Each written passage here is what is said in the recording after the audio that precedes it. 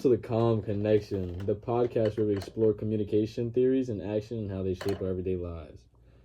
I'm your host, Raym Ledesma. Today we're diving into one of the most fascinating media theories out there, cultivation theory. The idea that what we watch doesn't just entertain us, it cultivates us, the way we see the world.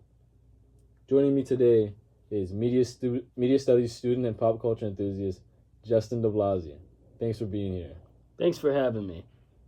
I'm excited to talk about this one. It's really one of my favorite theories. Let's start with the basics. What exactly is cultivational theory? So, cultivation theory was developed by George Gobner back in the 1970s. It's all about the long-term effects of television and media on our perception of reality. The theory says that heavy media consumption starts to make you see the world in more common ways depending on the messages from TV, not necessarily reality itself.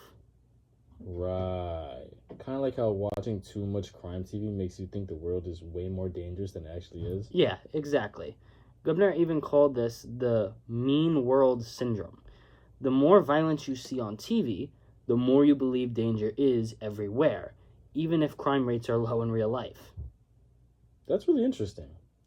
How do you think cultivational theory applies to today's media, like social media or streaming platforms? See, that's a great question. Even though the theory started with television, it totally applies today. Think about reality shows or influencer cultures on Instagram and TikTok. Constant exposure to perfect lifestyles can make people believe that everyone else is flawless, which just isn't true at all. No one is perfect. It cultivates unrealistic expectations about beauty, success, or even like happiness. That's such a good point. So instead of just TV shaping our worldview, now it's our feeds doing the same thing 24/7? Yes, exactly. And that's powerful. The more time we spend scrolling or binge watching, the more those patterns get reinforced into our heads and how we think and feel about things going on in the world around us. Let's make this personal. Have you ever caught yourself believing something because of what you've seen in the media? I know I have. All the time.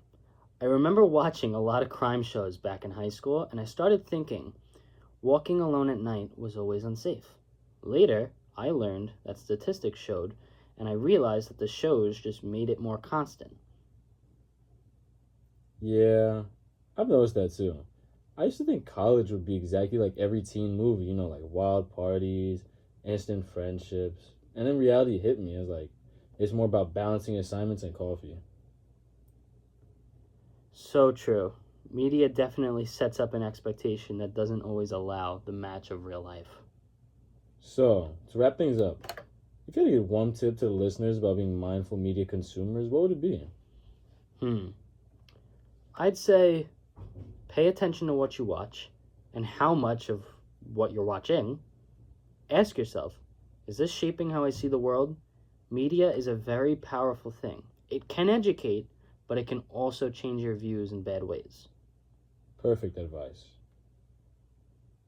That's all for today on episode of The Calm Connection.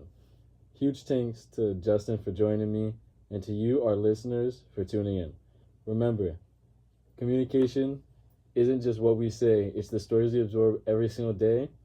Till next time, I'm Raym Ledesma. Stay curious, stay critical, and keep communicating with purpose. Thanks for having me.